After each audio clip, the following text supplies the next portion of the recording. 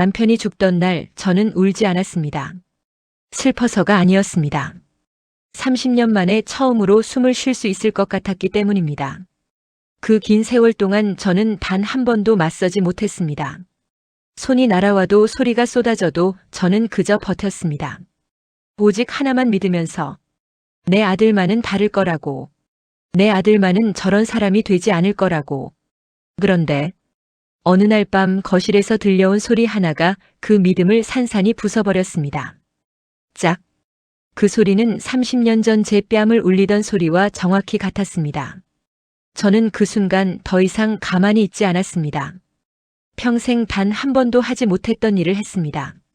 30년을 참아온 어머니가 그날 밤 처음으로 아들의 뺨을 올려붙였습니다. 그리고 떨리는 목소리로 말했습니다. 난 너 같은 아들 키운 적 없다. 이것은 한 여인이 30년의 침묵을 깨고 생애 처음으로 누군가의 편이 되어준 이야기입니다. 남편이 세상을 떠난 날 저는 이상하게도 눈물이 나오지 않았습니다. 병원 복도에 홀로 서서 저는 한참 동안 창밖을 바라봤습니다. 가슴이 먹먹하지 않은 건 아니었습니다. 하지만 그 먹먹한 밑에는 오랫동안 억눌려 있던 무언가가 조용히 풀려나오는 느낌이 있었습니다. 마치 수십 년 동안 조여있던 끈이 느슨해지는 것 같은 그 감각이 너무 낯설어서 저는 오히려 그 자리에 우두커니 서 있을 수밖에 없었습니다. 남편은 평생 가부장적인 사람이었습니다. 술이 들어가면 목소리부터 달라졌습니다. 낮고 느리게 가라앉던 그 목소리가 저는 세상에서 제일 무서웠습니다. 그 목소리 다음엔 반드시 소리가 왔고 소리 다음엔 반드시 손이 왔습니다. 순서는 언제나 같았습니다. 그래서 저는 어느 순간부터 그 목소리만 들려도 몸이 먼저 굳어버리는 사람이 되었습니다. 30년이었습니다. 그 집에서 30년을 살았습니다. 맞서볼까 생각한 적이 없었던 건 아닙니다. 수없이 생각했습니다. 하지만 생각은 언제나 생각으로 끝났습니다. 도망갈 용기도 버텨낼 힘도 결국엔 어느 쪽도 온전히 제 것이 아니었습니다. 세상은 넓다고들 했지만 저한테 허락된 세상은 그 집 안뿐이었습니다. 그럼에도 저를 붙잡아둔 건 딱 하나였습니다. 아들이었습니다. 이 아이만은 저런 사람으로 키우지 않겠다고, 저런 손을 저런 목소리를 갖지 않는 사람으로 만들겠다고, 밥을 먹을 때도 잠이 안 오는 밤에도 뺨이 얼얼하게 달아오른 날에도 저는 그 다짐 하나를 꼭 쥐고 버텼습니다. 아이가 웃는 날에는 그 웃음이 이유가 됐고 아이가 자라는 날에는 그 성장이 이유가 됐습니다. 30년 동안 저를 지탱한 건 남편도 세상도 아니었습니다. 오직 그 아이 하나였습니다. 그랬기에 남편이 떠난 날 저는 슬픔보다 다른 감정을 먼저 느꼈는지 모릅니다. 이제는 괜찮겠지, 이제는 좀 살 수 있겠지. 죄스러운 마음이 없었다 하면 거짓말이겠지만 그보다 더 깊은 곳에서는 오랫동안 꺼내지 못했던 안도감이 차오르고 있었습니다. 그때는 몰랐습니다. 그 안도감이 얼마나 짧게 끝날지를. 아들이 저에게 같이 살자고 말을 꺼낸 건 그로부터 얼마 지나지 않아서였습니다. 아들의 목소리는 부드러웠습니다. 엄마 혼자 살면 외롭잖아. 우리 같이 살자. 짧은 말이었습니다. 하지만 저는 그 말을 듣는 순간 가슴 어딘가가 조용히 흔들리는 걸 느꼈습니다. 30년 동안 단 한 번도 누군가가 먼저 손을 내밀어 준 적이 없었습니다. 그런데 내 아들이 결혼한 지 얼마 되지도 않은 그 아이가 저를 걱정해서 먼저 말을 꺼냈습니다. 처음엔 거절했습니다. 신혼부부한테 시어머니가 함께 산다는 게 얼마나 불편한 일인지 그 나이쯤 되면 굳이 말하지 않아도 압니다. 좁은 집에 셋이 부대끼며 사는 게 누구에게도 편할 리 없었습니다. 저는 괜찮다고 혼자도 살 수 있다고 몇 번을 손을 내저었습니다. 하지만 아들은 물러서지 않았습니다. 엄마, 내가 모셔야지. 그 말이었습니다. 그 한마디가 저를 무너뜨렸습니다. 모셔야지 라는 말. 평생 한 번도 제대로 보호받아 본 적 없는 사람한테 그 말이 얼마나 크게 들리는지 모를 겁니다. 저는 그날 처음으로 누군가의 품 안에 들어가는 기분이 이런 건가 하는 걸 어렴풋이 느꼈습니다. 그렇게 아들 부부가 이 집으로 들어왔습니다. 며느리는 이삿짐을 들고 들어오는 날 현관 앞에서 꾸벅 고개를 숙였습니다. 어머님 잘 부탁드려요. 웃는 얼굴이었습니다. 어색함이 없다면 거짓말이겠지만 그 안에 진심이 없다고도 할 수 없었습니다. 조용하고 단정하고 말수가 적은 아이였습니다. 저는 그 얼굴을 보며 속으로 생각했습니다.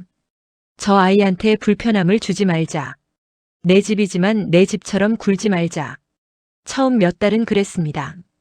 아들 부부가 출근하면 저는 밥을 지었고 퇴근 시간에 맞춰 국을 끓였습니다. 며느리가 피곤해 보이는 날엔 설거지를 먼저 치웠고 주말엔 자리를 비켜주려고 일부러 밖을 나돌았습니다. 저는 그 집에서 있는 듯 없는 듯 살려고 했습니다. 그게 제가 할 수 있는 최선이었고 그게 맞는 일이라고 생각했습니다. 그리고 그때까지만 해도 저는 믿고 있었습니다. 내 아들은 다르다고. 그 믿음이 흔들리기 시작한 건 생각보다 훨씬 이른 때였습니다. 처음에는 작은 것들이었습니다. 수저 놓는 위치가 마음에 안 든다는 듯 한숨을 쉰다거나 반찬 하나를 집다가 말고 조용히 내려놓는다거나 저는 그런 장면들을 보면서도 애써 넘겼습니다. 직장에서 힘들었겠지, 오늘 피곤한 거겠지. 스스로를 설득하며 눈을 감았습니다. 그런 식으로 눈을 감아온 세월이 30년이었으니 그 습관은 생각보다 뿌리가 깊었습니다. 그런데 어느 날 저녁이었습니다. 제 집 식탁에 셋이 함께 앉았습니다. 며느리가 퇴근하고 돌아와 몸이 좋지 않은 날이었습니다. 그래도 상 위엔 국이 있었고 반찬이 있었습니다. 부족하지 않았습니다. 아들이 숟가락을 들다 말고 식탁을 훑어봤습니다. 이게 반찬이야?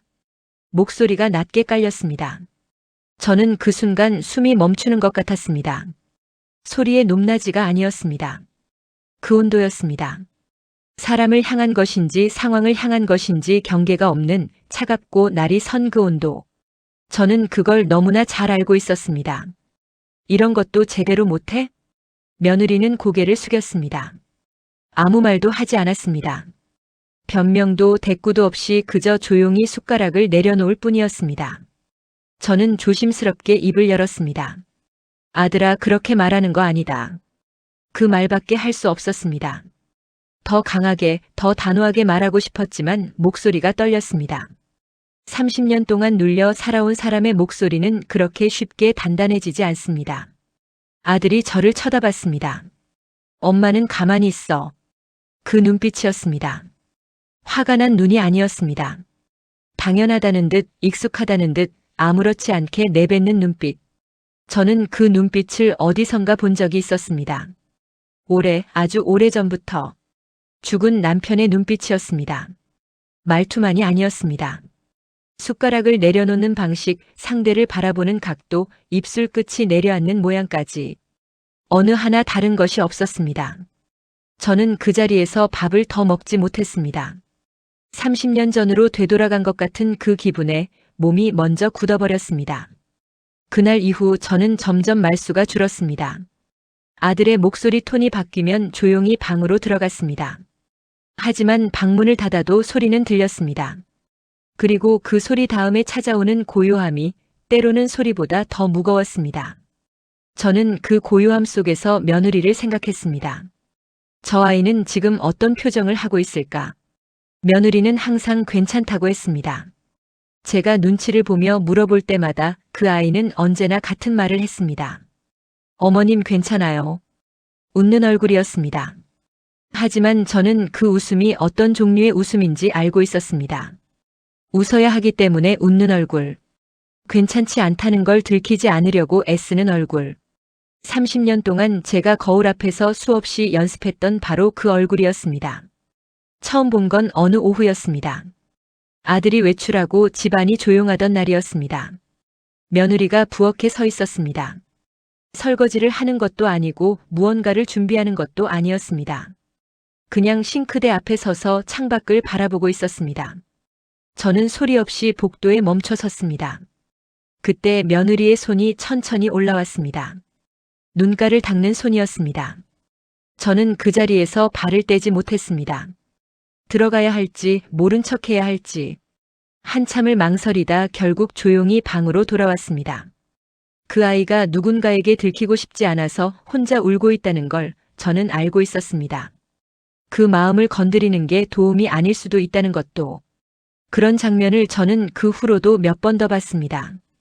빨래를 걷다 말고 베란다 한쪽에 조용히 앉아 있던 날, 밥을 다 차려놓고 아들이 들어오길 기다리다가 혼자 고개를 떨구던 날, 말 한마디 없이 방문을 닫고 들어간 뒤 한참이 지나도록 나오지 않던 날, 저는 그때마다 모른 척했습니다. 못 본 척했습니다. 하지만 가슴은 그렇지 않았습니다. 볼 때마다 찢어지는 것 같았습니다. 저 아이가 울고 있는 이유를 모르는 게 아니었으니까요. 알면서도 아무것도 못하는 게 모르는 것보다 더 고통스러웠습니다. 그리고 그 고통 옆에는 언제나 다른 감정이 함께 있었습니다. 두려움이었습니다. 혹시 라는 말이 머릿속에서 떠나질 않았습니다. 설마 그럴 리 없다고 몇 번을 눌러도 그 생각은 자꾸만 고개를 들었습니다. 아들이 소리를 지를 때마다, 며느리가 고개를 숙일 때마다 저는 그 두려움이 점점 커지는 걸 느꼈습니다. 내 아들이 내 남편처럼 되어가고 있는 건 아닐까? 제가 30년 동안 그렇게 되지 않게 키우겠다고 다짐했던 그 사람처럼. 저는 그 생각을 끝까지 떠올리는 게 무서워서 매번 중간에 눈을 감았습니다. 하지만 감은 눈 안에서도 며느리의 그 손이 자꾸만 보였습니다. 눈가를 닦던 그 조용한 손이. 그날 밤은 특별히 다른 것이 없었습니다. 저녁을 먹고 아들은 거실 소파에 앉았고 며느리는 부엌을 정리했습니다. 저는 방에서 텔레비전을 낮게 틀어놓은 채 앉아 있었습니다. 평소와 다를 것 없는 밤이었습니다.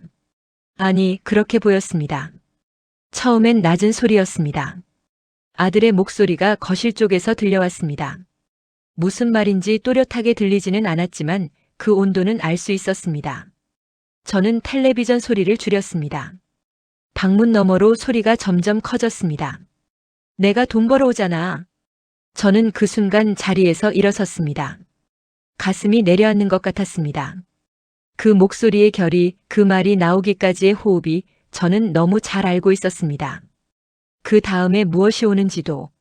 그래서 방문 손잡이에 손을 얹었습니다. 그 순간이었습니다. 짝!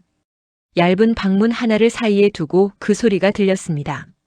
저는 손잡이를 잡은 채 그 자리에 굳어버렸습니다. 소리는 딱 한 번이었습니다. 짧고 선명하고 그리고 너무나 익숙한 소리였습니다. 세상에 그런 소리가 또 있을까요? 사람의 손바닥이 사람의 뺨에 닿는 소리. 저는 그 소리를 귀로만 알고 있는 게 아니었습니다. 온몸으로 기억하고 있었습니다. 문을 열었습니다. 며느리가 바닥에 주저앉아 있었습니다. 한쪽 손으로 뺨을 감싼 채 고개를 숙이고 있었습니다. 아들은 그 앞에 서 있었습니다. 숨을 거칠게 몰아쉬면서 자신이 방금 무슨 일을 했는지 아직 실감하지 못하는 것 같은 얼굴로. 저는 그 장면을 보는 순간 눈앞이 하얘졌습니다. 그리고 그 흰 화면 위로 30년 전 장면이 겹쳐 들어왔습니다. 바닥에 주저앉아 있던 건 며느리가 아니었습니다. 저였습니다. 뺨을 감싸고 있던 손도 고개를 숙이고 있던 것도 전부 저였습니다. 그리고 그 앞에 서 있던 사람은 지금의 아들이 아니라 죽은 남편이었습니다. 30년이 한순간에 되돌아왔습니다. 저는 그 자리에서 아들도 며느리도 제대로 보이지 않았습니다. 보이는 건 오직 그 장면뿐이었습니다. 제가 그토록 다시는 보지 않으려 했던, 다시는 이 집 안에 들이지 않으려 했던 그 장면이 지금 제 눈앞에 그대로 펼쳐져 있었습니다. 그때 저는 깨달았습니다. 두려워했던 일이 이미 일어났다는 것을. 그리고 또 하나를 깨달았습니다. 이번엔 눈을 감으면 안 된다는 것을. 저는 달려갔습니다. 생각이 앞선 게 아니었습니다. 몸이 먼저였습니다. 30년 동안 한 번도 움직이지 못했던 그 몸이 그날 밤은 이상하게도 망설이지 않았습니다. 그리고 있는 힘껏 아들의 뺨을 때렸습니다. 아들이 고개를 돌렸습니다. 놀란 눈이었습니다. 자신이 맞았다는 사실을 받아들이지 못하는 것 같은, 믿기지 않는다는 것 같은 눈이었습니다. 저는 그 눈을 정면으로 바라봤습니다. 손이 떨렸습니다. 다리도 떨렸습니다. 하지만 눈은 떨리지 않았습니다. 너 뭐 하는 짓이야? 목소리가 갈라졌습니다. 하지만 끊기지는 않았습니다. 저는 평생 처음으로 아들 앞에서 목소리를 높였습니다. 아니, 처음으로 누군가 앞에서 무너지지 않고 서 있었습니다. 아들은 아무 말도 하지 못했습니다. 저는 숨을 고르며 말했습니다. 난 너 같은 아들 키운 적 없다. 그 말을 뱉는 순간 저도 몰랐던 무언가가 터져 나오는 것 같았습니다. 분노인지 슬픔인지 아니면 30년 동안 쌓여온 것들이 한꺼번에 쏟아지는 건지. 울지는 않았습니다. 눈물이 나올 것 같았지만 지금 울면 안 된다는 걸 알았습니다. 당장 이 집에서 나가. 아들의 얼굴이 굳었습니다. 엄마. 저는 물러서지 않았습니다. 평생 물러서기만 했던 사람이 그날 밤은 한 발짝도 물러서지 않았습니다. 새 애기 두고 너 혼자 나가. 소리가 집안을 울렸습니다. 저는 그 소리가 제 입에서 나왔다는 게 스스로도 믿기지 않았습니다. 이 집에서 이런 소리를 낸 사람은 언제나 남편이었습니다. 저는 한 번도 그런 사람이 아니었습니다. 하지만 지금 이 소리는 달랐습니다. 누군가를 무너뜨리려는 소리가 아니었습니다. 누군가를 지키려는 소리였습니다. 며느리가 바닥에 주저앉은 채 저를 올려다봤습니다. 뺨이 붉게 부어 있었습니다. 눈에는 눈물이 가득 고여 있었습니다. 저는 그 눈을 보며 생각했습니다. 이 아이한테 미안하다고. 더 일찍 일했어야 했다고. 아들은 그 자리에 서서 움직이지 못했습니다. 당황한 것인지 무서운 것인지 아니면 자신이 지금 어디에 서 있는지를 비로소 깨닫기 시작한 것인지 저는 아들을 더 이상 보지 않았습니다. 천천히 무릎을 굽혀 며느리 곁에 앉았습니다. 그리고 그 아이의 손을 잡았습니다. 차갑고 떨리는 손이었습니다. 저는 그 손을 두 손으로 감쌌습니다. 아무 말도 하지 않았습니다. 말보다 먼저 해야 할 일이 있었습니다. 한동안 아무도 말이 없었습니다. 거실에는 세 사람이 있었지만 소리가 없었습니다. 아들은 그 자리에 서 있었고 며느리는 제 손을 잡은 채 바닥에 앉아 있었고 저는 그 아이 곁에 무릎을 꿇고 있었습니다. 시간이 멈춘 것 같은 고요함이었습니다. 그 고요함을 먼저 깬 건 아들이었습니다. 소리가 아니었습니다. 아들의 무릎이 천천히 바닥으로 내려앉는 소리였습니다. 저는 고개를 들었습니다. 아들이 무릎을 꿇고 있었습니다. 두 손을 바닥에 짚은 채 고개를 숙이고 있었습니다. 어깨가 떨렸습니다. 엄마 잘못했어. 목소리가 갈라져 있었습니다. 저는 그 목소리를 들으며 아무 말도 하지 않았습니다. 잘못했다는 말이 얼마나 쉽게 나오는 말인지 알고 있었습니다. 그리고 그 말이 얼마나 쉽게 아무 의미가 없어지는지도. 며느리가 흔들렸습니다. 어머님 그러지 마세요. 며느리는 제 손을 잡은 채 말했습니다. 저를 말리는 건지 아들을 감싸는 건지 아니면 그냥 이 상황 자체가 버거운 건지. 그 아이의 목소리에는 여러 가지가 한꺼번에 섞여 있었습니다. 저는 고개를 저었습니다. 아니다. 그리고 며느리를 천천히 안았습니다. 말이 먼저가 아니었습니다. 그냥 안았습니다. 30년 동안 저도 누군가한테 이렇게 안겨보고 싶었던 적이 있었습니다. 아무 말 없이, 아무 조건 없이 그냥 옆에 있어주는 사람. 저는 그게 얼마나 오래 걸리는 일인지 알고 있었습니다. 미안하다. 며느리의 어깨가 흔들렸습니다. 내가 너무 늦게 알았다. 그 말을 뱉는 순간 저는 그게 며느리한테만 하는 말이 아니라는 걸 알았습니다. 30년 전에 저한테도 하는 말이었습니다. 더 일찍 알았더라면, 더 일찍 움직였더라면. 하지만 그 후에는 지금 이 자리에서 할 것이 아니었습니다. 며느리는 그날 저를 꼭 안고 울었습니다. 처음에는 조용히 그러다 참을 수 없다는 듯이 저는 그 아이가 울도록 내버려뒀습니다. 오래 참아온 사람의 울음은 서둘러 멈춰줄 것이 아니라는 걸 알고 있었으니까요. 아들은 그날 밤 집을 나가지 않았습니다. 대신 그 자리에서 무릎을 꿇은 채 오래 있었습니다. 다음 날도 그 다음 날도 아들은 아침마다 저와 며느리 앞에 무릎을 꿇었습니다. 말이 많지 않았습니다. 그냥 무릎을 꿇고 고개를 숙이고 그렇게 있었습니다. 저는 그 모습을 보며 생각했습니다. 이 아이가 지금 배우고 있구나. 아버지한테서 물려받은 것이 아니라 스스로 선택한 사람이 되는 법을. 그게 하루아침에 되는 일이 아니라는 걸 저도 알고 있었습니다. 하지만 무릎을 꿇을 줄 아는 사람은 언젠가 일어설 줄도 알게 됩니다. 그날 이후 저는 처음으로 깨달았습니다. 저는 누군가의 시어머니가 아니었습니다. 누군가의 아내도 아니었습니다. 저는 그냥 누군가의 편이 되어줘야 하는 사람이었습니다. 그 사람이 아들이든 며느리든 아니면 30년 전에 저 자신이든 너무 늦은 깨달음이었는지 모릅니다. 하지만 늦었다고 해서 틀린 건 아니었습니다. 저는 그날 밤 생애 처음으로 누군가를 지켜준 사람이 되었습니다. 살다 보면 너무 늦었다고 생각하는 순간이 있습니다. 더 일찍 말했더라면, 더 일찍 움직였더라면, 그 후회가 가슴을 누를 때 우리는 쉽게 포기하고 싶어집니다. 하지만 오늘 이 이야기가 우리에게 말해주는 건 이겁니다. 늦었다고 해서 틀린 건 아니라고. 30년을 침묵했던 어머니가 단 하나의 선택으로 두 사람의 삶을 바꿨습니다. 그 선택은 거창하지 않았습니다. 그냥 더 이상 눈을 감지 않기로 한 것뿐이었습니다. 누군가의 편이 된다는 것, 그게 가족이 할 수 있는 가장 오래된 용기인지도 모릅니다. 오늘 이 이야기가 여러분의 마음 어딘가에 조용히 남아있기를 바랍니다. 오늘 영상이 마음에 남으셨다면 좋아요 한번 눌러주세요. 그 작은 손길이 이 채널을 계속 이어가는 힘이 됩니다. 아직 구독하지 않으신 분들은 구독 버튼도 꼭 눌러주시고 알림 설정도 해두시면 다음 이야기를 가장 먼저 만나실 수 있습니다. 다음 이야기로 다시 찾아오겠습니다. 은빛 인생극장이었습니다.